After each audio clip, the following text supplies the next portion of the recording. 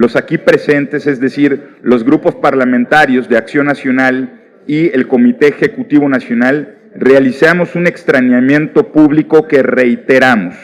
No puede hacerse una reforma electoral cambiando las reglas del juego sin siquiera escuchar a los expertos en la materia, a la sociedad civil, a las autoridades electorales y desde luego a los partidos políticos que son los jugadores naturales en un proceso electoral. No puede haber reforma electoral si no legislamos con total contundencia, dejar fuera el crimen y fortalecer los derechos ciudadanos. Por último, cierro la idea.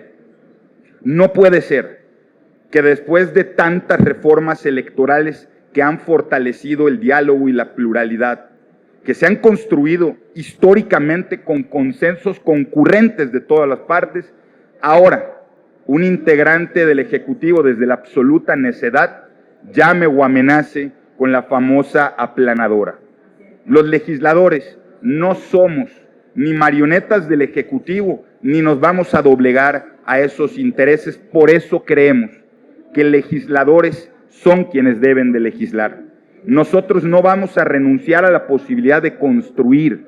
No nos pidan renunciar a esa posibilidad, porque esa, sin ingenuidad, es nuestra tarea primaria. Pero ni vamos a hacer adornos de fotos del Ejecutivo, ni vamos a renunciar a nuestra obligación de contribuir. Por eso es el llamado que hacemos. Y lo hacemos particularmente a los grupos de mayoría en ambas cámaras, a que no renuncien a su obligación de legislar. Son las cámaras la zona natural del debate público, de la legislación, y aquí habitan los representantes de la nación. Somos, pues, los representantes públicos electos los que debemos deliberar, debatir y consolidar una reforma electoral que le sirva a la gente y no únicamente estar dando de aplausos a las amenazas que hace, insisto, desde la necedad, un solo integrante del Ejecutivo. Queremos poner el acento el día de hoy en un tema que nos parece fundamental y es la reforma electoral. Hacerle un llamado a la opinión pública a observar con mucha atención este tema. Nosotros sostenemos que esta propuesta que nace del Ejecutivo es una perversidad por partida doble.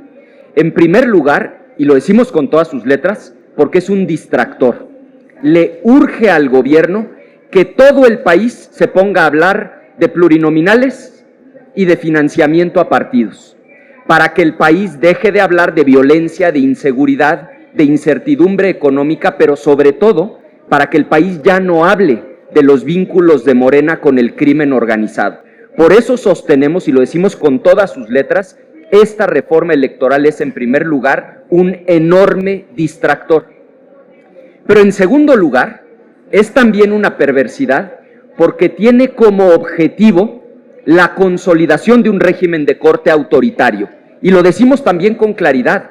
Hoy Morena ya controla el poder ejecutivo. Tomó el control a la mala del poder legislativo. Tomó el control a la mala del poder judicial. Ya no hay organismos autónomos que hagan contrapeso. Ya no existe el IFT, ya no existe la COFESE. ¿Qué le falta al régimen para tener el control total? Le falta el control del Instituto Nacional Electoral, del INE, y de las elecciones. Ese es su propósito de fondo. Entonces, en síntesis, hacemos un llamado a la opinión pública a observar lo que está sucediendo y a alzar la voz.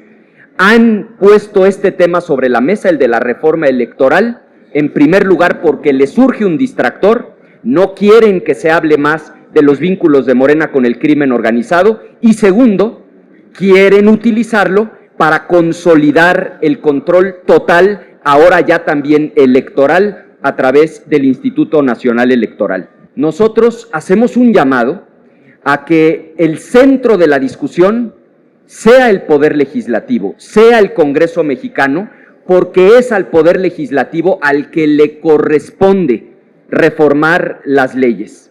Por supuesto que estamos abiertos a participar en una discusión siempre y cuando lo que verdaderamente se busque sea fortalecer a nuestra democracia. Por supuesto que no nos queremos prestar al juego, por un lado del distractor y por el otro lado de la consolidación del régimen de corte autoritario. ¿Quieren una reforma electoral? Entonces empecemos por dos temas centrales. Primero, el de la sobrerepresentación. Es un tema gravísimo. Fíjense, Morena sacó el 54% de los votos y controla más del 75% de las cámaras. Empecemos por ahí, que haya representación pura.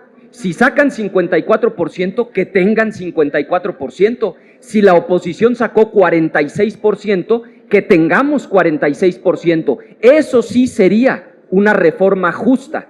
Y segundo, como lo ha dicho el coordinador Lisha, que se anulen las elecciones y haya las consecuencias más severas que permita la ley cuando se demuestre que el crimen organizado participó en un proceso electoral. Entonces, ¿quieren una reforma electoral? Vamos empezando por esos dos temas, que se acabe la sobrerepresentación con la que hoy Morena abusa y vamos sancionando con todo el peso de la ley la intervención del crimen organizado en las elecciones. Nosotros reiteramos que la mal llamada reforma judicial y la elección judicial fue un fraude de principio a fin. Es falso que el pueblo eligió a los juzgadores. Morena instaló un comité que filtró y solo permitió que estuvieran en la boleta quienes eran afines e incondicionales del régimen, primero. Y segundo, la elección, el día de la jornada electoral, fue un absoluto cochinero en donde con la fuerza del Estado, a punta de acordeones, impusieron a los suyos. Entonces, reiteramos, la elección judicial de principio a fin fue un absoluto fraude, una farsa. Segundo, sobre nuestra posición para el día de la toma de protesta, no hemos tomado una decisión, nos vamos a reunir con el partido, con el grupo parlamentario en pleno, será seguramente una discusión larga, donde habrá muchos argumentos y cuando tengamos una posición definida de lo que haremos ese día, con mucho gusto lo vamos a compartir.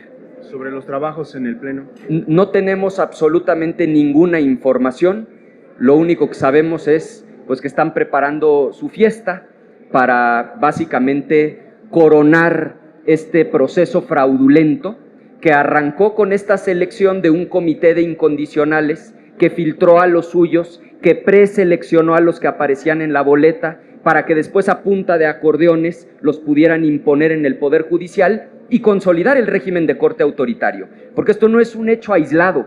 Primero fueron por el legislativo, a base de amenazas, de órdenes de aprehensión, construyeron una mayoría calificada. Después fueron por el judicial, después por cada uno de los órganos autónomos y ahora van por el Instituto Nacional Electoral. Es parte de un diseño para implantar un régimen de corte autoritario